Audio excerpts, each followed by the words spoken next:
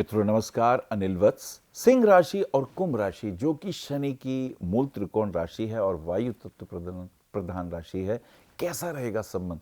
देखिए, यहाँ सूर्य अग्नि तत्व है और यहाँ जो शनि है वो वायु तत्व प्रधान है और ये शनि की मूल त्रिकोण राशि भी है। स्वभावतः अगर हम बात करते हैं दोनों के दोस्ती के दृष्टिकोण से, तो दोनों एक दूसरे को आकर्षित करते हैं। स्वभावतः जहाँ भी वायु होगी वहाँ अग्नि को जलने में आसानी होती है। ऑक्सीजन जहाँ ज़्यादा होगी वहीं तो अग्नि का प्रभाव ज़्यादा होगा, तो अट्रैक्ट करता है। जो कुंभ है वो आकर्षित करता है धनु को और खास करके सिंह को। सिंह के साथ यहाँ हम बात कर रहे हैं तो सिंह राशि वालों के लिए कुंभ राशि के जातक स्वभावतः आकर्षित करते हैं। वो पहली नज़र में ही उनसे प्यार कर बैठते हैं, वो उनसे अपना दोस्ती बनाने लगते हैं। प्यार पहले हो जाता है, अब वो दोस्ती बनाएंगे कि किस तरह हमारी इनकी बातचीत हो, बोलचाल हो। तो मुझे ऐसा लगता है कि द फर्स्ट साइड लव जो होता है वो सिंह का कुंभ के साथ हो ही जाता है। और यहाँ पर सबसे खास बात यह है कि कुंभ आकर्षित भी करता है। कई कारण है। कुंभ का बोलने का अंदाज बहुत अच्छा है, उसके पास टॉकिंग सेंस है, उसके पास मोटिवेशन की पावर है और सबसे बड़ी बात यह है कि वो एक अच्छा काउंसलर भी है। तो मुझे लगता है सिंह को कुंभ जो है वो हमेशा ही आकर्षित करता है। और भी एक बात है, ये 7th हाउस है, यानी सिंह का जो 7th हाउस है वो उसे याद दिलाता है जिम्मेदारियों के प्रति, लायबिलिटीज़ के प्रति। वो याद दिलाता है बिजनेस के कुछ खास बातों पे। घूमने फिरने की अगर हम बात करेंगे तो भी 7th हाउस से आ जाती है। तो कहीं ना कहीं एक दूसरे से जुड़े हुए रियल लाइफ के ये हीरो समझ लीजिए। यहाँ पर अगर वो दोस्ती करते हैं, सिंह यदि कुंभ से दोस्ती करता है तो उसका गुरु और उसका शनि, ये थोड़ा सा अध्यात्म स्पिरिचुअल लाइफ में भी ले जाने वाला कॉम्बिनेशन है। और इस कॉम्बिनेशन में जितने आपके पास आध्यात्मिक अनुभूतियाँ होंगी, अनुभव होंगे, उनको आप दूसरों के साथ शेयर करके खुश रह सकते हो। तो दोस्ती के पॉइंट ऑफ व्यू से बात अच्छी जा सकती है। अब बात हुई अगर ये प्रेम संबंधों में पड़ जाए तो क्या होगा। प्रेम संबंधों में पड़ने के लिए एक बात का ध्यान रखिएगा कि इनका खास करके सिंह के लिए मैं बोलना चाहूँगा कि कुंभ आकर्षित करता है और कुंभ का शनि और सूर्य का, यानी सिंह राशि का जो स्वामी है वो सूर्य है। यहाँ शनि और सूर्य का एक विचित्र आकर्षण है।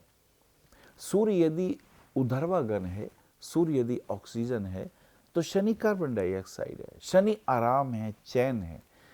तो जब कभी सिंह का कुंभ के साथ दोस्ती होता है बहुत अच्छा होता है, क्योंकि कुंभ बोलता बहुत अच्छा है, कुंभ के पास काउंसलिंग एबिलिटी है। टीचर जो होते हैं वो कुंभ से ही ज़्यादातर होते हैं, इन्हें बात करने का सलीका होता है। तो मुझे लगता है सिंह और कुंभ मिलके बहुत अच्छा काम कर सकते हैं, अच्छे दोस्त बन सकते हैं। अगर ये बिजनेस कर रहे हैं, कपड़े के काम का कर रहे हैं, किताबों का कर रहे हैं, एस्ट्रोलॉजी से संबंधित कर रहे हैं, तो बहुत अच्छा फ्लरिश होता है। और अगर इनके प्रेम संबंध हो जाएं, अब उसमें क्या फ़र्क पड़ेगा। देखिए, प्रेम संबंधों में थोड़ी जिम्मेदारी आ जाती है। जिम्मेदारी से बच के भागना बहुत अच्छी बात नहीं है। तो जब कभी आपके प्रेम संबंध डेवलप होंगे तो मुझे ऐसा लगता है कि ये एक बहुत अच्छी और पॉजिटिव बात होगी। हम दूसरों के अनुभवों से कुछ सीख भी सकते हैं। और जहाँ तक कुंभ की बात है, कुंभ आकर्षित करता है।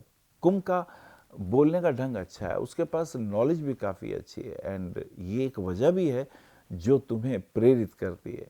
और अगर हम इसके विपरीत विवाह के बारे में सोचें तो अगर विवाह के बारे में हम सोचते हैं तो एक बात का ध्यान रखिएगा, उसका स्वामी शनि और तुम्हारा स्वामी सूर्य, एक की दिशा पश्चिम है तो एक की दिशा पूर्व है। वैचारिक मतभेद हो सकते हैं, डिफरेंसेस हो सकते हैं। तो मुझे लगता है उन डिफरेंसेस से कुछ सीख के आगे बढ़ना चाहिए, ना कि उन डिफरेंसेस को अपनी ईगो बना के लड़ना चाहिए।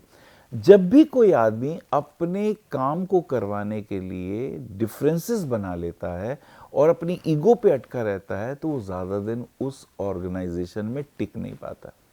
एक बात फिर से सुन लीजिए, बहुत इंपॉर्टेंट है ये।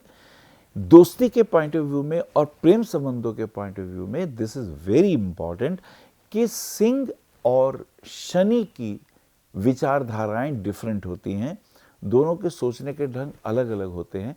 लेकिन जब हम एक इंस्टीट्यूशन से जुड़े हुए होते हैं तो हमें एक दूसरे के सहायक होना चाहिए। अब विवाह के दृष्टिकोण से ये बात तय है कि कुंभ पीछे नहीं हटेगा। अगर आप उससे बहस करेंगे, काउंसलिंग करेंगे, बातचीत करेंगे, वो 21 रहेगा, क्योंकि उसका जो सेकंड हाउस है वो जुपिटर के आशीर्वाद से भरा हुआ है, जहाँ ज्ञान है, जहाँ सम्मोहन है, जहाँ दीर्घ आयुष्य है, जहाँ बात करने की अकल है।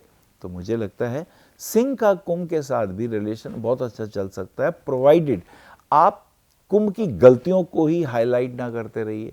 अगर कोई गलती हो गई अकेले में बता दें, लेकिन जब वही बात आप 10 आदमियों के पीछे कहते हैं या पीठ पीछे चुगली करते हैं, तो ध्यान रखिएगा, आप जिसको भी चुगली करते हैं और आप उसे कितना ही कहें आगे किसी को मत बोलना, लेकिन वो बात आगे बोल चुका होता है, और वो भी जिसको बोलता है वो कहता है आगे मत बोलना।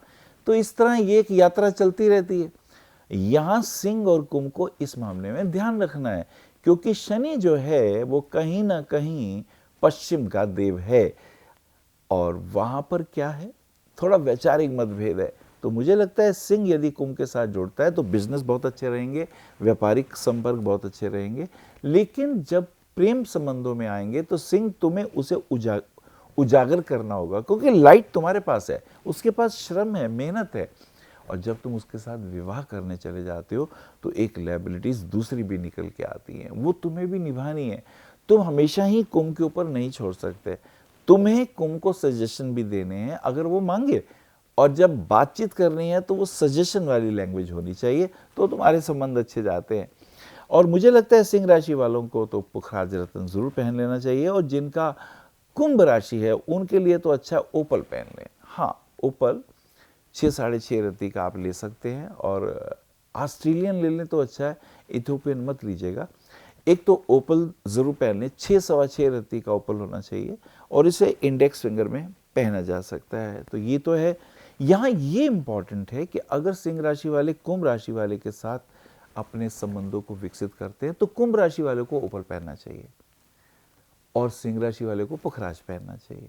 दिस इज इम्पॉर्टेंट, और दोनों थोड़ा ध्यान में रहें, और ऐसी स्थिति में दोनों एक दूसरे के गुणों के ग्राहक हों, एक दूसरे के गुणों की तारीफ करने वाले हों। एक दूसरे के अवगुणों को 10 आदमियों के बीच में बोलकर हम अपने संबंधों को खराब कर रहे होते हैं। कमियां हर जगह होती हैं, लेकिन पॉजिटिव विचारधारा से जुड़े हुए हम बहुत से नेगेटिव पॉइंटों को भी ओवरलुक कर सकते हैं। ये जो कला है ये हमें डेवलप करनी होगी, तभी हम विवाह के बंधन में पड़े, अन्यथा इस विवाह से टेंशन ज्यादा होने वाली हैं। नमस्कार।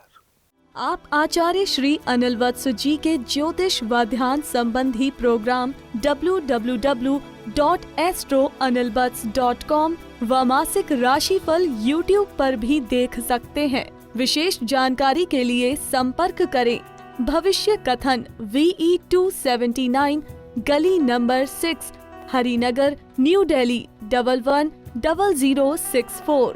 हमारे फोन नंबर है 9891739999 और 9818189993 और 8860006030 और 9810880002।